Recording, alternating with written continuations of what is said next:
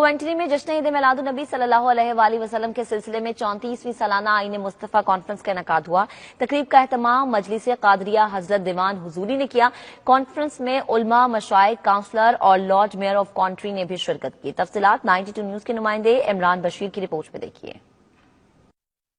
Coventry میں آئین مصطفیٰ conference سے خطاب کرتے ہوئے پیر سید دلدار علی شاہ سجادہ نشین حضرت دیوان حضوری اور دیگر علماء کرام نے کہا کہ آج کے دور میں انسانیت کو اگر کوئی امن اور تحفظ کی ضمانت دے سکتا ہے تو وہ آئین مصطفیٰ ہے۔ پاکستان واحد اسلامی ریاست ہے جو نظریے کی بنیاد پر وجود میں آئی، اور مسلمان پاکستان کا مطلب کیا، لا الہ الا اللہ کے نعرے کے ساتھ ایک جھنڈے کے سائے میں اکٹھے ہوئے۔ مقررین کا کہنا تھا کہ وہ آج اپنے نظریے اور مقصد سے ہٹ گئے ہیں۔ دنیا اور آخرت میں کامرانی کے لیے دامن رسول سے وابستہ ہونا ناگزیر ہے۔ ہم کتابوں میں پڑھتے ہیں کہ ہرنی آپ کی خدمت میں حاضر ہے، اونٹ آپ کی خدمت میں حاضر ہے، اسی طرح ہر شخص آپ کی رحمتوں کا طلبگار ہے اور آپ ہر ایک پر اپنی شفقتیں رحمتیں نچھاور فرما رہے ہیں۔ تو اگر ہم بھی مجسم رحمت کر کے آقا کریم کی تعلیمات کی روشنی میں دکھائیں گے تو انشاءاللہ العزیز پھر ہم پر یہ جو اس وقت دنیا کے اندر تخریب کاری کا نظام ہے وہ دھل سکتا ہے۔ ہم جب آئین مصطفیٰ کانفرنس میں شامل ہوتے ہیں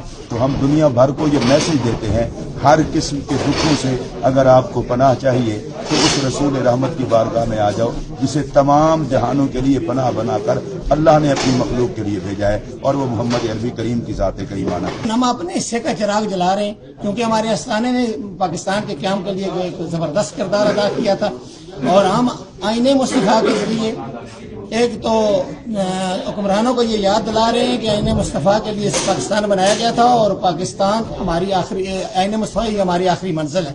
آئین مصطفیٰ کانفرنس سرزمین کوئنٹنی کے اندر انعقاد پذیر تھی۔ آئین مصطفیٰ کانفرنس کا مفہوم یہ ہے کہ یہ پاکستان نظریاتی مملکت ہے۔